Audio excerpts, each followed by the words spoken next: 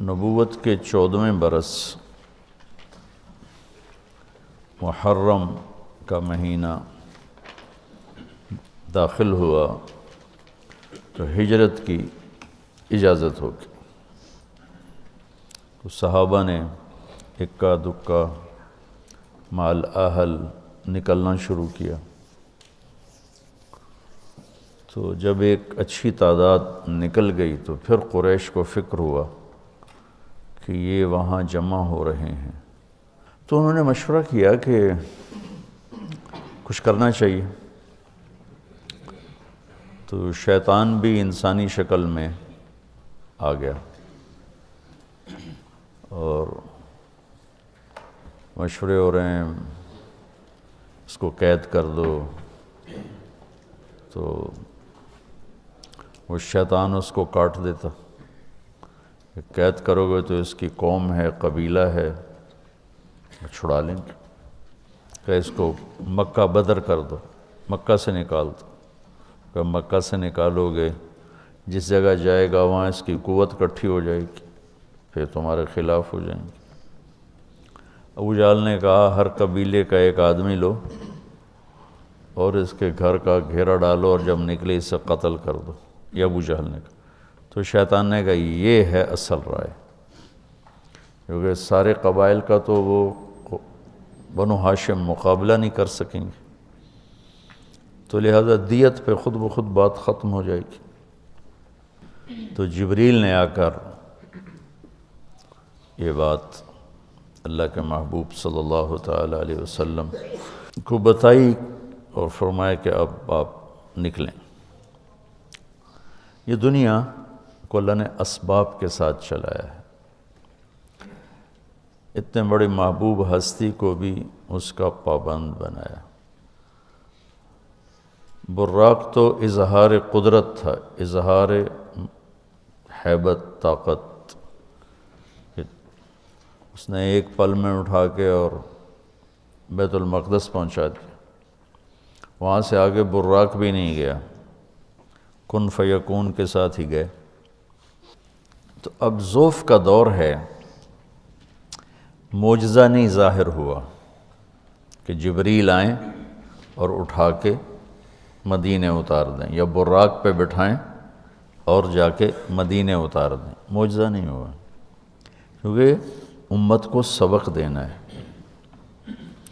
کہ جب ہم پہ زوال ہوگا پھر کیا کرنا ہے، طاقت میں ہوں گے پھر کیا کرنا ہے، قوت میں ہوں گے پھر کیا کرنا ہے،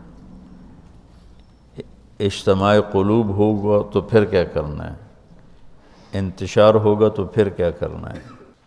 تو آپ 26 صفر ابوبکر صدیق کے گھر تشریف لائے.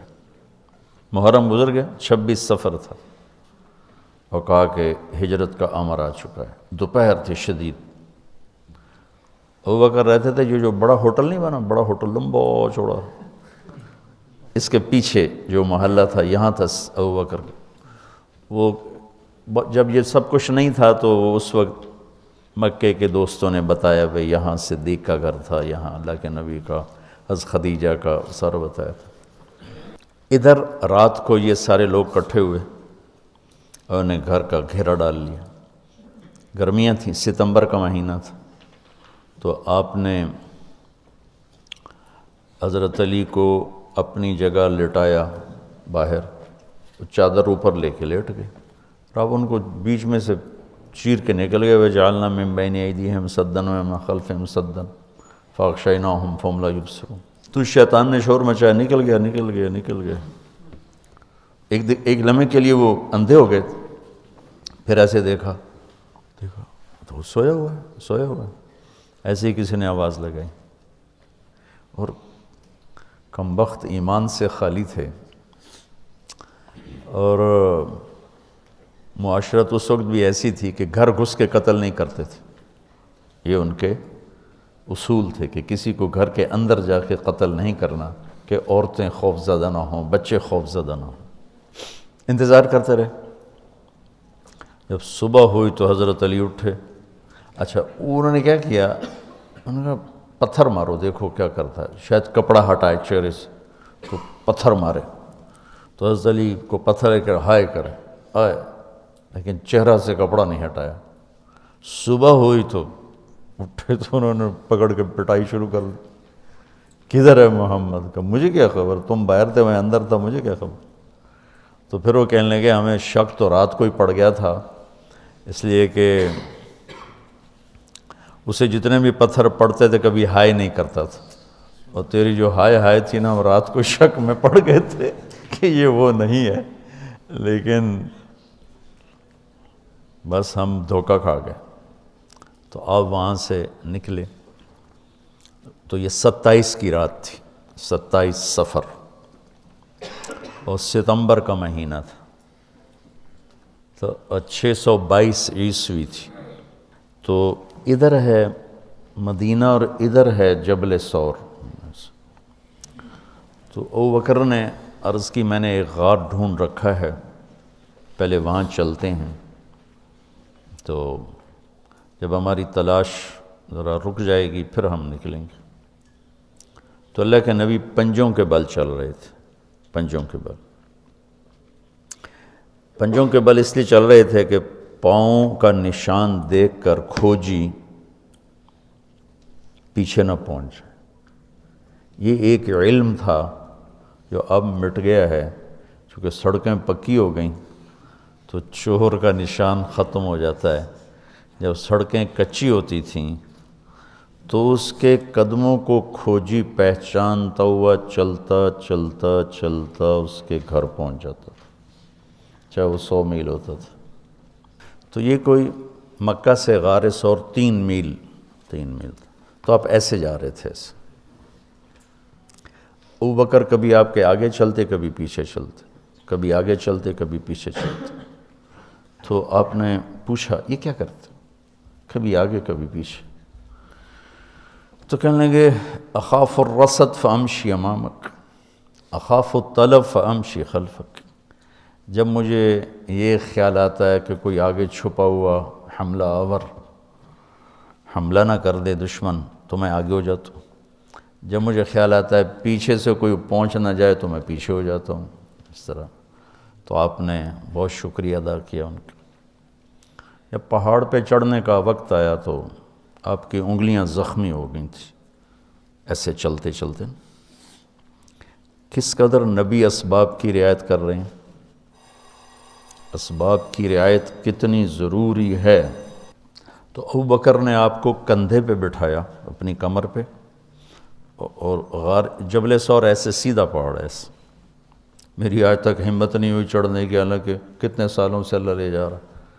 تو آپ کو اپنے کمر پہ بٹھا کے اوپر پورا پہاڑ اوپر چڑھے، پھر آپ کو باہر کھڑا کر دے گا، آپ اندر نہیں جائیں گے، خود اندر گئے، ایسے اس کو ٹٹول ٹٹول کے جتنے سوراخ تھے پتھروں سے بند کر دیے، سوراخ باقی بچ گئے۔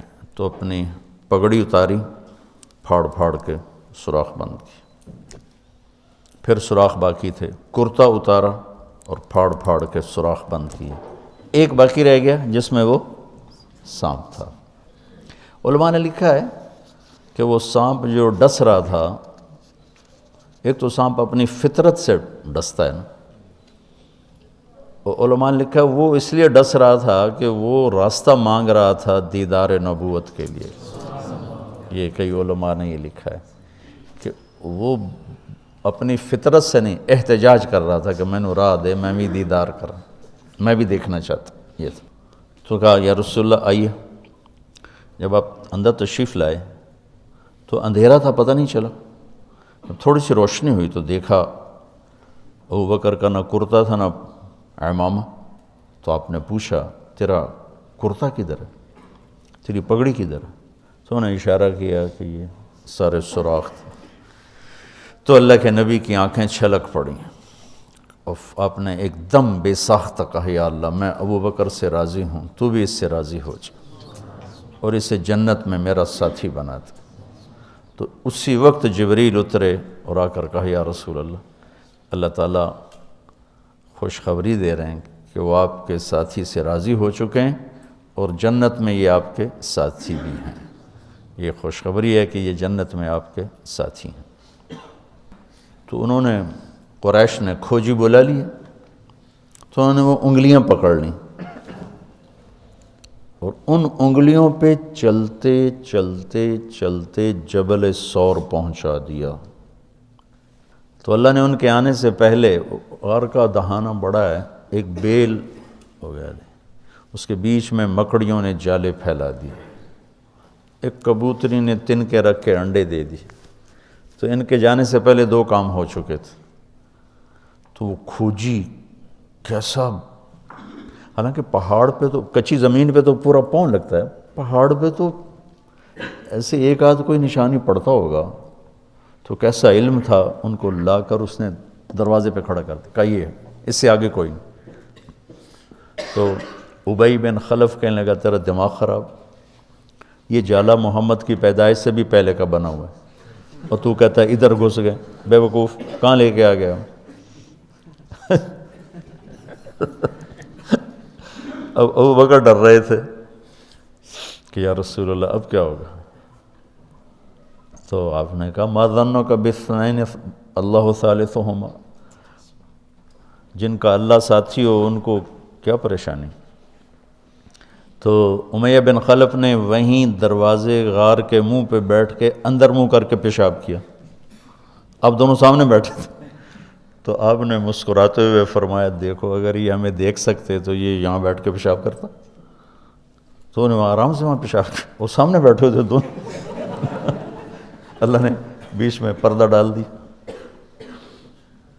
قرآن ابوبکر صدیق کے اندر کے جذبے کو بتاتا ہے، لا تحزن، لا تحزن۔ قوم موسیٰ جب سامنے پانی اور پیچھے فرعون، تو ان کے جذبات کی ترجمانی کرتا ہے انا لمدرکون، انا لمدرکون۔ 40 برس کی صحبت اٹھائی ہے 2 نبیوں کی، ہارون اور موسیٰ، وہ کلیم اللہ ہیں، پہلے رسول کلیم اللہ، رسول تو ان سے بھی پہلے تھے، کلیم اللہ پہلے کلیم اللہ ہے، اور 4 بڑے انبیاء میں سے ایک ہیں، ابراہیم، موسیٰ، عیسیٰ، نوح، اور 5ویں ہمارے نبی سب سے بڑے۔ تو جب آگے سمندر اور پیچھے فرعون، تو ان کو اپنے نبی کی کوئی فکر نہیں رہی، نہ موسیٰ علیہ السلام نہ ہارون۔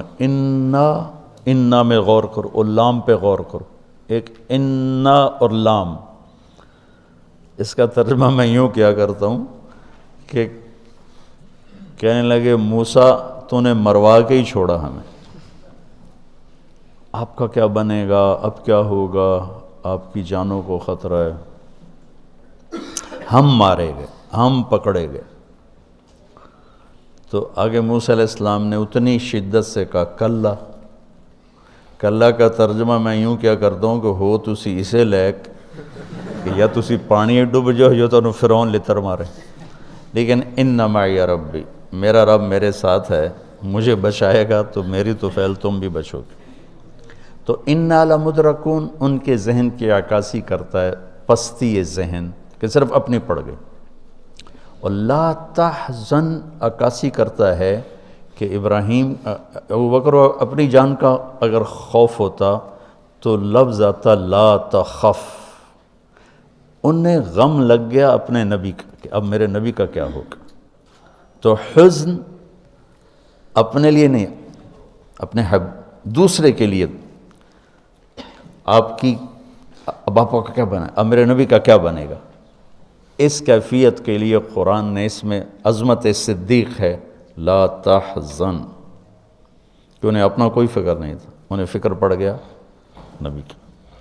تو انہوں نے کہا ان اللہ معنا، اور ان اللہ معنا، صدیق کو بھی اپنے ساتھ لے لیا، تیرے میرے دونوں کے ساتھ اللہ ہے، فکر۔ موسیٰ علیہ السلام نے صرف اپنے آپ کو لیا ان کے اس جملے کی وجہ سے، ان معی ربی، میرا رب میرے ساتھ۔ تو یہ یعنی اس امت اور اس امت کا فرق میں آپ کو بتا رہا ہوں کہ دونوں لفظ قرآن میں ہیں، سبحان کیا کمال ہے۔ اور میں سوچتا ہوں کتنی پست عقل لوگ تھے، اتنے معجزے دیکھ کر 4 قدم چلے تو کہنے لگے اجعلنا الہا کما لہم آلہہ، بالکل ہی بدھو تھے ہوتے۔ اور اللہ کے نبی فوت ہوئے، اور ابو بکر کا خطبہ سنو، من کان یعبد محمدا فإن محمدا قد مات ومن کان یعبد اللہ فإن اللہ حی لا یموت۔ وہ کہہ رہے ہیں اجعلنا الہا کما لہم آلہہ، موجودگی یہ انبیاء، 2 انبیاء کی موجودگی، اور یہاں وہ دنیا چھوڑ چکے ہیں اور ان کا ایک ادنا خادم اعلان کر رہا ہے، من کان یعبد محمدا فإن محمدا قد مات ومن کان یعبد اللہ فإن اللہ حی لا یموت۔